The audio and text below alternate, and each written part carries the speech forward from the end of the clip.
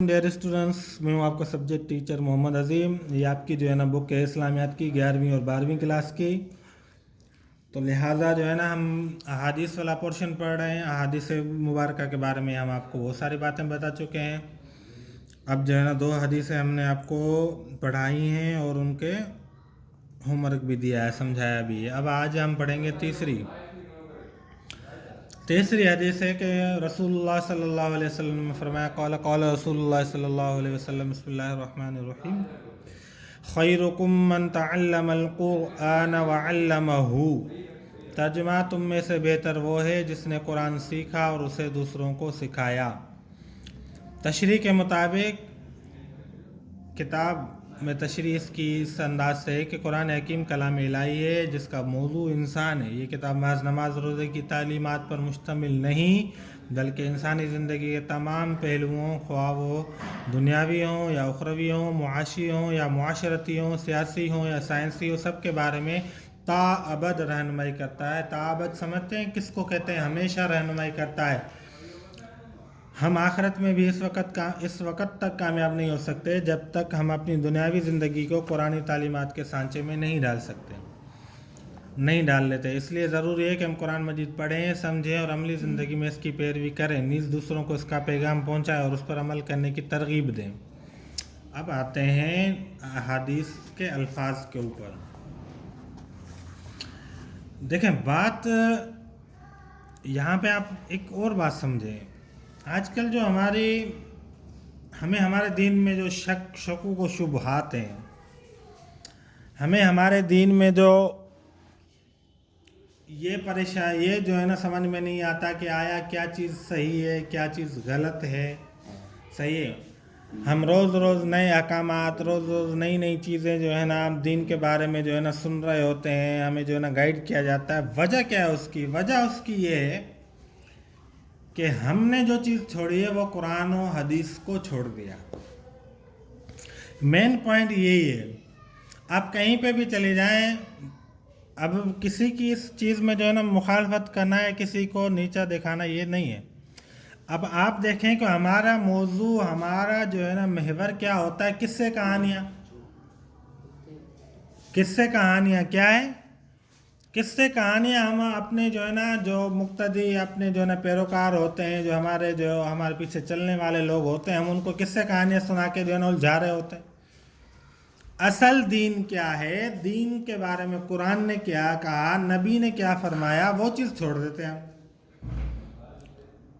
अब बाज़ लोगों बात तो जो है ना निकली है तो कर लेते हैं कि जो है ना बाज़ लोगों को इतराज़ होता है कि सही चलो ठीक है, कुरान को तो हम मान लें, हदीस हमें इंसानों की तरफ से पहुंची है और जो है ना हम उसको कैसे माने?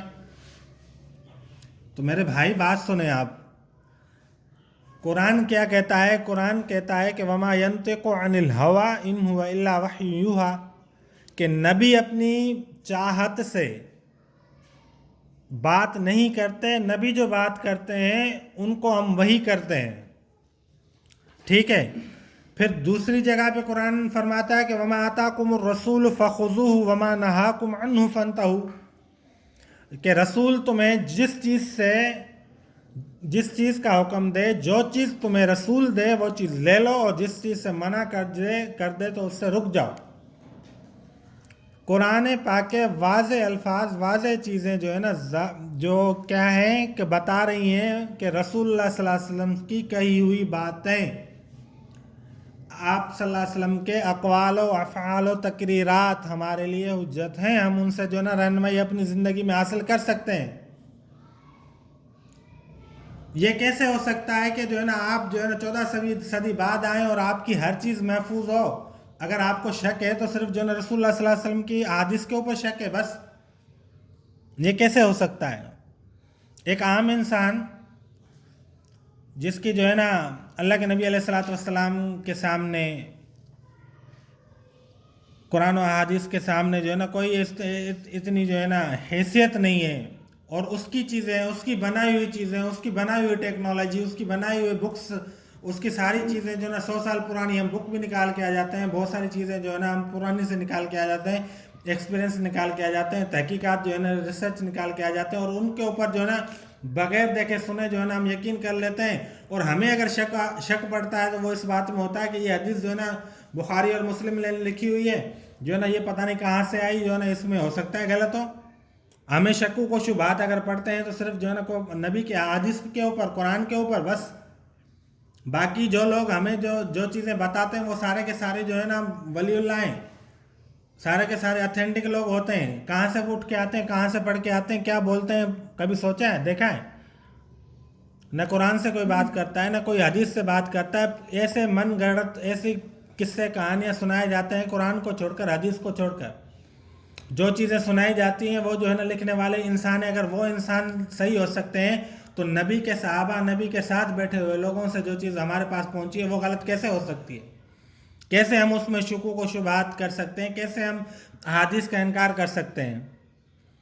تو قرآن کو ہم نے چھوڑا، احادیث کو ہم نے چھوڑا، تبھی ہم گمراہ ہیں۔ ہمیں پتہ ہی نہیں چاہیے کہ جو ہے نا اصل راستہ کیا ہے۔ ایک غیر مسلم جو ایمان نہیں لاتا اللہ کے اوپر، جو یہود و نصارہ میں سے ہے، وہ قرآن کی تعلیمات پڑھتا ہے، صرف پڑھنے کے اوپر، صرف اس کی ریسرچ کرتا ہے، اس کو سیدھی راہ مل جاتی ہے، اور ہم مسلمان ہو کے ہمیں پتہ نہیں چلتا کہ سیدھا راستہ کون ہے، صحیح کون ہے، غلط کون ہے۔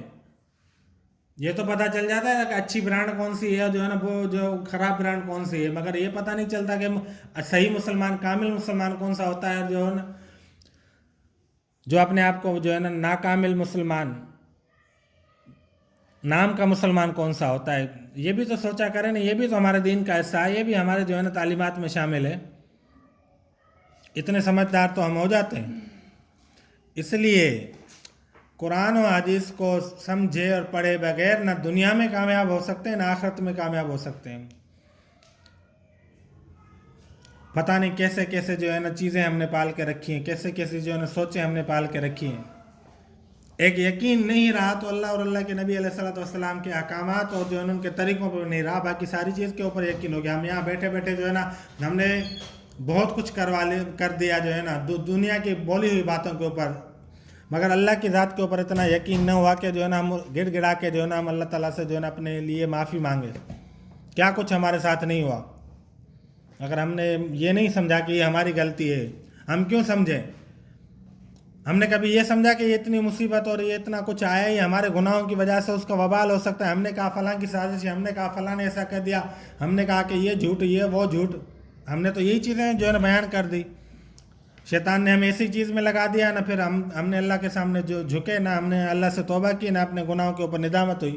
ہمیں اس کام میں لگا دیا کہ جو ہے نا یہ سارا کچھ جو ہے نا یہ ڈرامہ اور جھوٹ ہے، صحیح ہے، اور یہ سارا کچھ جو ہے نا فلاں کی جو ہے نا پھیلائی ہوئی سازش ہے، بس انہی چیزوں میں لگ گئے۔ حالانکہ قرآن کہتا ہے کہ ظہر الفساد فی البر والبحر بما کسبت ایدی الناس، کہ خشکی اور تری میں جو بھی جو ہے نا فساد پیدا ہوتا ہے وہ انسان کے اعمال کے بدولت ہوتا ہے۔ اور ہم کہتے ہیں فلاں نے ایسا کر دیا، فلاں نے ایسا کر دیا، یہ کر دیا، وہ کر دیا، یہ نہیں دیکھتا کہ ہم کیا کرتے ہیں سارا دن ساری رات، ہمارے اعمال کیسے ہیں، ہم جو ہے نا کس انداز سے جو ہے نا اللہ کی فرما برداری کرتے ہیں، نافرمانی کرتے ہیں، اس کا وبال ہو سکتا ہے۔ اللہ سے توبہ ہی کر لیں۔ اس لیے قرآن و حدیث، بہترین آدمی وہ ہے جس نے خود قرآن سیکھا اور دوسروں کو قرآن سکھایا، بس رسول اللہ صلی اللہ علیہ وسلم۔ اور ہم بہترین کام کون سا سمجھتے ہیں وہ ہم خود اندازہ لگا لیں، ہمارے نزدیک جو ہے نا بہترین کام کون سے ہوتے ہیں جو ہم کر رہے ہوتے ہیں۔ اللہ کی نافرمانیوں میں اپنوں کا ساتھ دیتے ہیں، وہ اس کو بھی ہم بہترین کام سمجھتے ہیں۔